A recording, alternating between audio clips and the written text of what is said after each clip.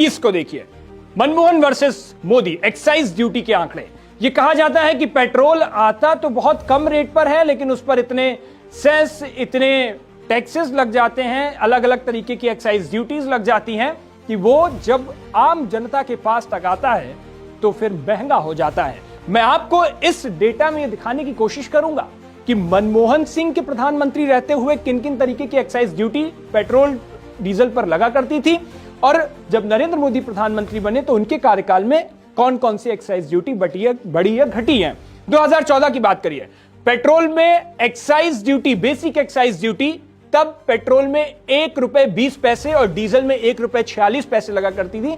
अब 2026 की अगर बात कर ले मौजूदा दौर की, तो पेट्रोल में ₹1.40 और डीजल में ₹1.80, यानी बेसिक एक्साइज ड्यूटी 2014 में जब नरेंद्र मोदी प्रधानमंत्री बने और जिस वक्त मनमोहन सिंह छोड़कर गए थे, तो उस वक्त जो लगा करती थी लगभग आपको वही मामूली रेट दिखेगा।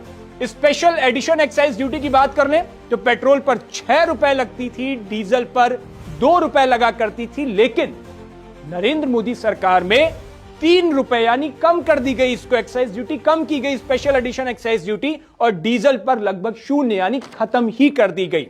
उसके बाद अगर आपको दिखाऊं एडिशनल एक्साइज ड्यूटी, तो 2014 में यानी मनमोहन सरकार के वक्त ₹2 पेट्रोल पर लगा करती थी, डीजल पर नहीं लगती थी।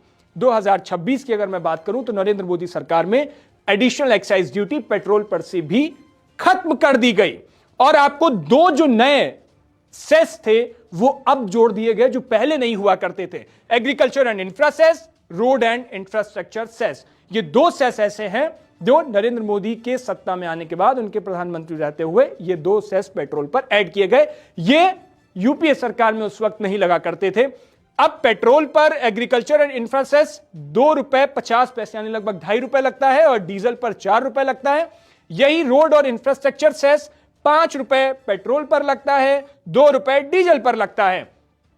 यानी टोटल अगर मैं आपको बात करूं, पेट्रोल पर उस वक्त यूपीए सरकार में ₹9.20 लगा करता था, डीजल पर ₹3.46 लगा करता था एक्साइज ड्यूटी टोटल।